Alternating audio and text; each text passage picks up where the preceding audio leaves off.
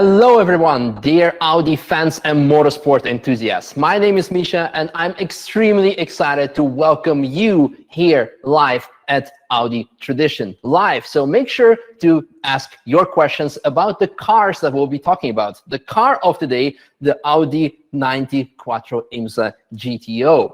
And as mentioned, we are here at Audi Tradition, although indoors, not wearing masks because although we have been vaccinated and tested, we'll still be keeping distance to each other, but no distance to this amazing piece of machinery. In case you missed our previous episodes, maybe, Timo, you can quickly introduce yourself to our guests. Yeah, hello. Welcome back, everybody. My name is Timo Witt, and I'm head of the historical car collection here at Audi Tradition. And today's main hero, next to you, of course, is your favorite. Yes, the Audi 90 IMSA GTO, famous car for me. And what made it so special? Because IMSA, I know the racing series from the US, but when I think of the racing cars in the US, it's big American muscle cars, V8s, and then Audi comes there and they grab their saloon car and decide to go race with a small displacement engine and just for fun, or with a big turbocharger. With a massive turbocharger, yeah. Of course, boost. Boost makes everything better. Yes. Audi decided 1988 to go into the American market even a little bit more, to rise the number of sales in the American market. And in the US, back in the days, more than today, it counted that if you win a motorsport event on Sunday, you sell on Monday. So this was the reason Audi decided to go into the Trans Am series in '88. And an evolution, to build an evolution in even more popular racing series car was the IMSA GTO for 1989, and they put it right into place in '89.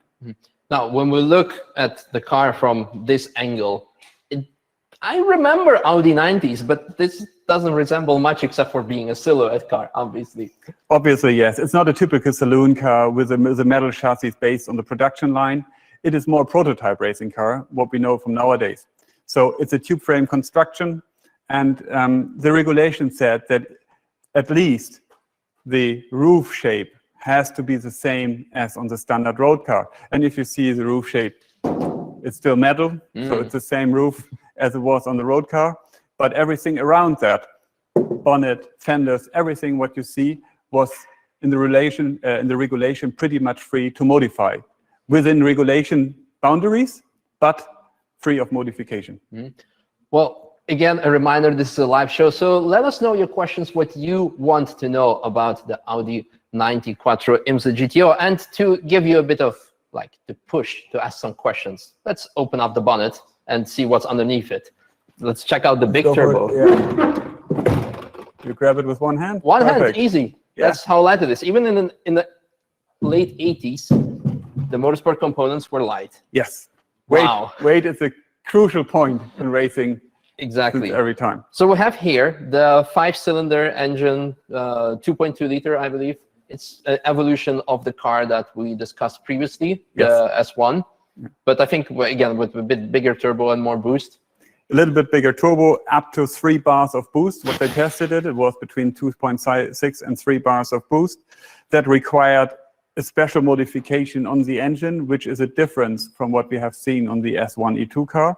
You see that the valve cover is a little bit different. It's plain. So the cylinder head basically is bolted right through the engine to the bed plate underneath with a long bolt shaft to get the pressure, the boost pressure, and the intake pressure handled. Now, another thing that I noticed is that I'm standing here next to the front axle, but the engine is on the front. Yeah. And from the traditional motorsport vehicle dynamic thinking, the engine on the front, it shouldn't be making sense, but this car was dominating, so it was making sense. So how is it making sense? It's more, I would say, a little bit more technical driven than a package driven thing. But as you say, normally on a race car, you would move the engine more to the center of gravity in the mid of the car. But as we have a 4-wheel driven car here, which was pretty much unique in the US motor racing, you have to put the gearbox somewhere and to drive the front wheels. And if you see, if you look underneath here, we are just in line with the middle of the gearbox where the shaft runs through to get the front wheels driven. So this is the reason, because you don't twist the engine upside down or around, you set the engine in front of the gearbox to make this package work. Makes sense, makes sense. And as we have also access to other components, like you mentioned previously, this is pretty much a tubular construction. so it doesn't have the traditional chassis. So that's why it's extra rigid. What is the weight of the car? The weight of the car was 1,200 kilos, roughly, but it could have been a little bit lower.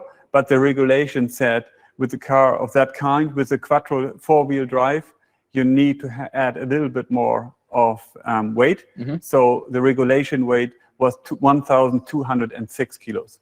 Okay, and that's excluding the driver. Yeah. Okay, good. And when we look here, the brakes, what's the size? I think it's a 340 millimeter brake disc. Okay, and it looks actually that you're running the same size on the front and the rear. Yeah, that's what you normally don't have in mind so much. But even if the engine is so much in the front, we do have, maybe what we see later on, proper packaging, what makes the weight distribution pretty even in that car. So that helped a lot, and so this is the reason why you do a little bit of that you do the brakes on the same size. Now, while we're talking about the brakes, we can see here the brake cooling, the traditional passive cooling when you have the air coming in from the front bumper through the ducts into the backside of the discs. This is, by the way, also a ventilated disc. So, and also two-piece with the disc bell. I think back in the days it was also relatively unique for that time, but more importantly, is when you look at the pictures of this car, you see mostly this. And it looks like as if it's a closed design.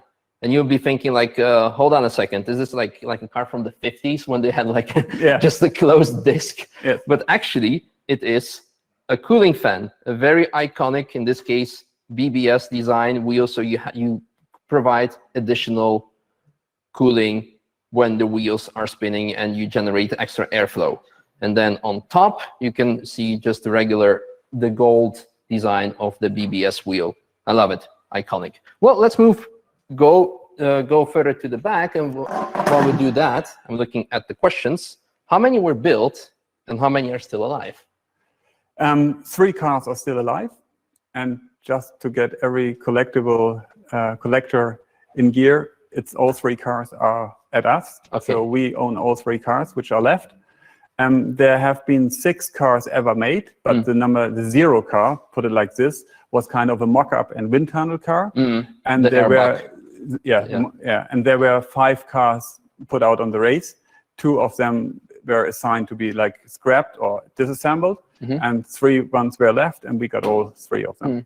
What are the reasons for disassembling or scrapping the cars? Is it like still R&D, or is it regulation reasons? I mean, there were, I don't know if you know, in South Africa, there is a racing series called S4 Racing Series South Africa. Yeah. There were parts sold down to South Africa. There's an IMSA GTO S4 existing, which is on a different chassis, but with technical components from the IMSA GTO. So some pieces were sold down to South Africa to keep the cars racing there in a modified way. And this was one thing. And of course, basically, you have a racing car and it's a tool to fulfill a task. And once this is done, you normally way of think is, okay, it's done. Yeah. And back in the days, you had been very lucky just to keep these cars saved or prevented for being scrapped. Another question coming in, we have to go back to the front for that. That's a very good one. How does the suspension work? Because you don't see any shocks here. Where are they? I guess it's like push rod suspension somewhere in. Yes, they are pretty much inside, so you don't have the dampers right in front of the uprights or the wishbones. It's here inside. If maybe the camera can show right here, it sees the damper below the anti-roll bar over there. So the damper setting adjustment was not that easy job. It's not that a couple of clicks and then you can go. No, not so easy, even not to change. You see that also some other settings has to be changed, so normally you need to get them out to modify. Well, okay, let's talk about the cockpit. Let's have a look inside. So can I open the door? Unfortunately not, because it's just a look-alike door. The drivers need to enter that car over the window opening in the car. There's no door at all, so it makes it not so easy. But once you sit in, you're quite convenient. Yeah, getting out is also not so easy in case really. you need to. Right, when we look at the cockpit, it is an evolution, like still a progression of what we saw previously at the S1 Quattro, because here is 3 years between the cars. Yeah, this one is from 89. The S1 we just saw was from 86. Yeah, so we already see some sort of digital display with adjustable knobs that you can switch through different temperatures that you want to see, etc. All the displays. Such as oil pressure, water temperature, things like that, gearbox temperature. Now, moreover, I'm not sure if the camera can capture it, but there's a button for anti-roll bar to set it to hard or to soft. It's right here. Yeah. Yeah, you see it right there. It's basically a standard window opener for an electrical window. This is the switch over there, and they use it to switch the anti-roll bar from soft to hard by an electric motor. Okay, that's actually very nice. Like this is, I don't know of any modern race car where you would change it. Well, maybe Formula One cars, but even there probably not. It's probably banned by regulations. But this is quite unique, especially when you drive from dry conditions onto wet all of a sudden. I think it's a nice way to give you extra control in these conditions. Right. Another thing, the gearbox. It is. I read that it's originally 6-gear, but it's blocked. Yes, by the regulations. By regulations, they said you're just allowed to use 5-speed on that gearbox. You can use a 6-speed gearbox, but you just take 5 out of it. So what was the top speed with a 5-speed gearbox? Are different because you have, like in motor racing, you have so many different tracks. You can adjust the gearing and the differential You did the gear ratio and the final drives on a different setting depending on the racetrack you're on. Faster racetrack, longer ratio. A little bit of slower racetrack, you take a shorter ratio to have more acceleration. Nice. Now I'm thinking of the engine. What was the durability? How long would it live?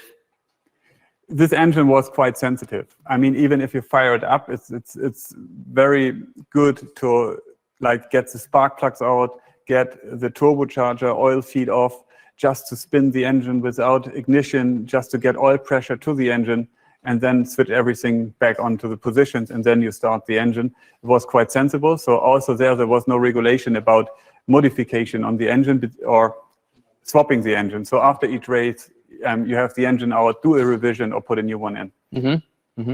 Okay, let's move our way back to the back. Yeah, I guess the back doors are also non-existent. It's just a silhouette. Maybe I just add something to the engine reliability, because Audi missed the first two endurance races in that season. So it was a 12-hour race and a 24-hour race. And they started with lower mileage races, like 200 kilometers or 500 kilometer races, because the car was developed within 1 year. And this was a very short amount of time to get everything, on a safe side of mileage and reliability. We're getting a question from someone who just tuned in, because asking how many gears. We just explained that it has a 6-speed gearbox installed, but the 6th gear had to be blocked due to regulation. So it's a 5-speed gearbox. And the weight of the car, someone's asking again, what was that again? 1,200 kilos. 200 kilos, yes. Now, we are at the back, and are those lights the same as on a production car? Almost, yes. Yeah, so it looks pretty much the same. Even the opening knob here is the same like on the production car, but it has no function. It's just a lookalike. And once you see, I can try. I think we prepared it a little bit. If you take it off, it has nothing to do with production, of course. No. You see that there is quite something underneath. Yeah, so we have the fuel cell, and what I like about this here, it says empty on 18th of June 2021. So I guess the car was running not so long ago. Yes, a couple of weeks ago we had that car running for an event, or not really for an event. It was more or less for a movie take. Yeah. So we will see the car in action somewhere at some point. Yes, I think Audi of America will issue a nice video on almost on the 20th of July. Yeah, yeah. Nice. So furthermore, we can see, well, I'm not sure if camera can capture the tubular construction in the rear. And is that an alternator in the back? Yeah, that's right. So we spoke about a tube frame car, about a prototype kind of thing here. And so we spoke about the engine being very, very, very, very, very much in front. So you have to find something which gives you weight in the back to get the package and the balance of the car right. So everything on additional units, which are normally you can find near the engine, they were moved backwards or back to the rear end of the car. So you see that the servo pump for the power steering yeah, and the generator are sitting right on that tube over there, and they are driven by the prop shaft. Wow, so they were basically only running when the car was actually driving. Yes. So no power steering. No. Parking was a bit difficult, I guess. Once you try to move the car just with almost no movement, just to steer it, it's a mess. Yeah. And we're getting also a very interesting question. How do you maintain these cars, these iconic cars, because technology is from back in the days? How do you do it? Yeah, we try to, of course, treat them as what they are. They're a little bit older. You don't run them too hard. We are also, to be honest, we are lowering the boost pressure. We are running it not on full power. And everything you do on that, reducing, for example, engine revs, a little bit of boost, don't give the engine and the technical side so much stress of the components. That will stretch the runtime of everything much, much longer. So that helps us, of course. And on the other hand, we are trying to keep the car in a good condition as much as possible, do engine revision once it's needed, gearbox revisions, so what we can do to the car to maintain it. But in case, God forbid, something happens, like you mentioned, you were shooting like a commercial or a video, and then you blow up the engine. I can imagine that there is no such thing that you go to the Audi Werkstatt and you get a new engine like that. How do you treat these cases? We do have a little amount of spare parts left, so which includes the spare engines, for example. But like you said, you don't find them on a tree or somewhere like this. So you really have to dig into some. It happened already on this car. This car was a display car, more or less, from the museum, and we want to do it, want to make it runnable again. So, and there was no gearbox internals, and we didn't have any parts left. So you do it to remanufacture a complete gearbox. This is something which is, first of all, quite expensive, and on the other hand, it requires long time. Well, that's interesting. I'm very happy that you are keeping this tradition, pun intended, alive. And yeah, I guess that's pretty much concludes it for this episode with Audi 90 Quattro IMSA GTO. Thank you very much, all of you, for joining. Thank you for asking all of your questions. And if you haven't yet, make sure to register for the upcoming episode, where we'll be jumping more forward in time and talking about the Audi Le Mans R18 TDI RP4 car.